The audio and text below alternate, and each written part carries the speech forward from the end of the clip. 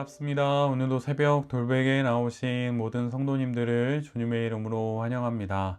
주의 은혜로 우리 모두가 또 이렇게 하루를 시작할 수 있게 되었는데요. 오늘도 하나님이 주시는 역대하 말씀 함께 묵상하고 또 이 말씀에 힘입어서 이 하루도 또 잘 살아가는 우리 모두가 되면 좋겠습니다. 오늘 우리에게 주시는 하나님의 말씀은 역대하 30장 10절로 12절까지의 말씀입니다. 파발꾼들이 에브라임과 므낫세 지방의 각 성읍으로 두루다니며 멀리 스불론에까지 가서 이렇게 알렸으나 사람들은 파발꾼들을 비웃고 놀려대기까지 하였다. 다만 아셀과 므낫세와 스불론 사람들 가운데서 몇몇 사람이 겸손하게 말을 듣고 예루살렘으로 왔다. 하나님이 또한 유다에서도 역사하셔서 왕과 대신들이 주님의 말씀대로 전한 그 명령을 유다 사람들이 한 마음으로 따르도록 감동시키셨다. 아멘. 오늘은 역대하 30장의 말씀을 갖고 청렴한 부끄러움을 가지라, 청렴한 부끄러움을 가지라 라는 제목으로 함께 하나님 말씀을 나누도록 하겠습니다. 히스기야 왕의 성전 정화의 모든 일들은 매우 짧은 시간에 갑작스럽게 진행이 됩니다. 그러나 하나님께서 백성들을 이끄시고 도우셔서 모든 일들이 순적하게 잘 이루어지도록 해주십니다. 이렇게 성전 예배가 회복이 되자 히스기야 왕은 온 이스라엘과 유다에 전가를 보내게 됩니다. 그 내용은 예루살렘에 있는 주님의 성전에서 이스라엘 민족의 하나님을 기리며 유월절을 함께 지키자는 그 초청의 내용입니다. 그 내용을 요약해서 말씀드리면 다음과 같은 내용입니다. 하나님께 돌아오라. 그리하면 하나님께서 돌아오실 것이다. 하나님을 떠났던 조상들을 닮지 말고 고집 부리지 말고 주님께 돌아오라. 성전에서 하나님을 예배하자. 그리하면 우리를 향한 진노를 거두실 것이다. 이렇게만 한다면 이방 민족에게 잡혀간 친족과 아이들이 돌아올 것이다. 하나님은 은혜로우시며 자비로우시다. 그러기에 하나님께 돌아오면 하나님은 결코 우리를 외면하지 않으실 것이다.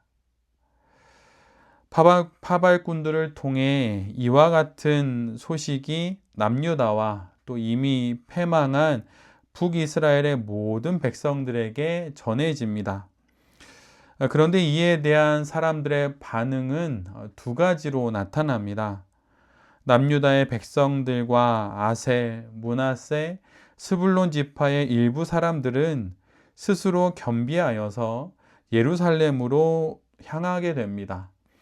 그러나 대다수의 북이스라엘의 많은 백성들은 이 초청을 비웃고 조롱하고 심지어 놀리기까지 했습니다.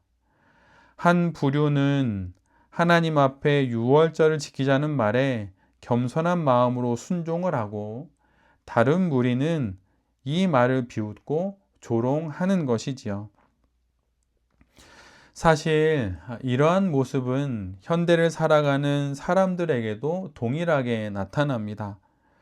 하나님의 말씀 앞에 현대의 반응도 이 두 가지 중에 하나입니다. 순종하거나 아니면 반감을 보이는 것이죠. 이 둘 중에 하나입니다.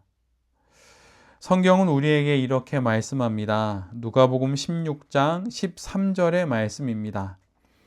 집 하인이 두 주인을 섬길 수 없나니 혹 이를 미워하고 저를 사랑하거나 혹 이를 중히 여기고 저를 경히 여길 것임이니라.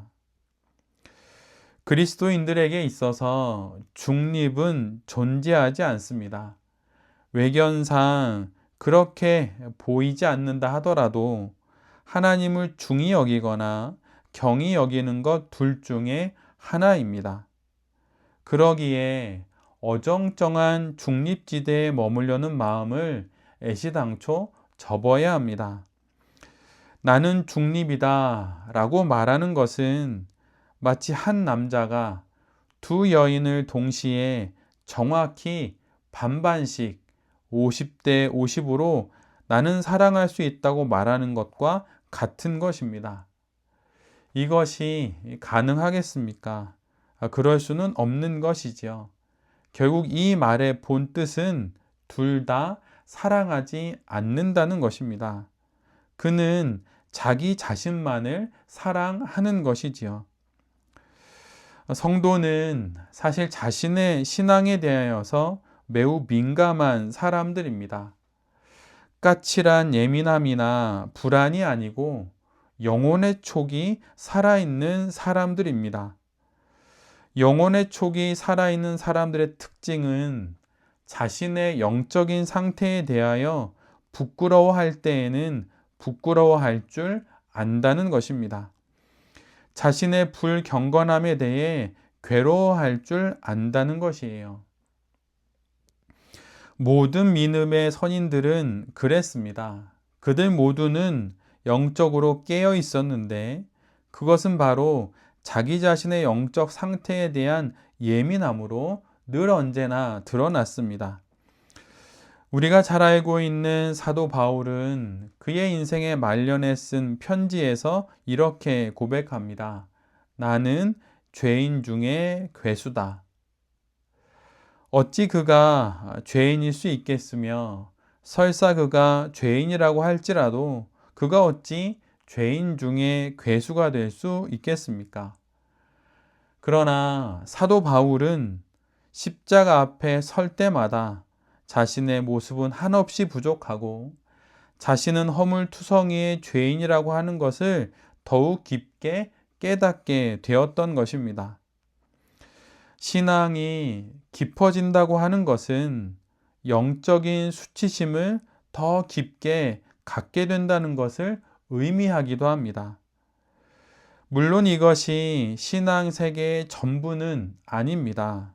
그렇지만 반드시 이 마음을 품게 되어 있습니다. 건강한 신앙이란 영적 수치심이 전혀 없는 것이 아닙니다. 건강한 신앙이란 죄를 저지른 자기 자신에 대한 부끄러움과 하나님에 대한 죄송함이 있는 것입니다. 달리 말하면 염치가 있는 것이지요. 염치라고 하는 글자의 한자는 청렴할 염에 부끄러울 치입니다. 즉 염치란 하나님께 대하여 청렴한 부끄러움을 갖고 있다는 것이에요. 하나님을 향해 청렴한 부끄러움을 갖는 것이 건강한 신앙의 또 하나의 증거인 것입니다. 그러기에 자신의 불경건함에 대해 염치 없어 해야 합니다. 그리고 더욱 경건한 삶을 살아가고자 날마다 더 애써야 하는 것이죠. 그리고 하나님께 대해서 염치 없음으로 인하여 괴로워할 줄 알아야 하는 것입니다. 이런 마음이, 이런 신앙이 결국 우리 모두를 더욱 아름다운 인생으로 이끌게 되는 것입니다. 새벽 돌베개의 모든 성도님들과 이 말씀을 전하는 제 자신이 날마다 영혼의 촉이 살아있는 인생이 되어서 하나님을 향해 청렴한 부끄러움을 갖게 되는 거룩한 성도들이 될 수 있기를 간절히 기도드립니다. 아멘. 함께 기도하겠습니다. 주님, 우리의 영혼의 촉이 살아있을 수 있기를 간절히 소원합니다. 예민하게 깨어있는 영혼이 되어 경건히 살아갈 수 있게 하여 주시옵소서. 주님, 우리 모두가 하나님을 향해 염치를 아는 자가 되기를 소원합니다. 사도 바울처럼 그리고 많은 믿음의 선인들처럼 지금 여기서 하나님 앞에 염치 있는 사람이 되어서 주님과 동행하는 거룩한 신앙 인생들이 되게 하여 주시옵소서. 이 모든 말씀 예수 그리스도의 이름으로 기도드립니다. 아멘.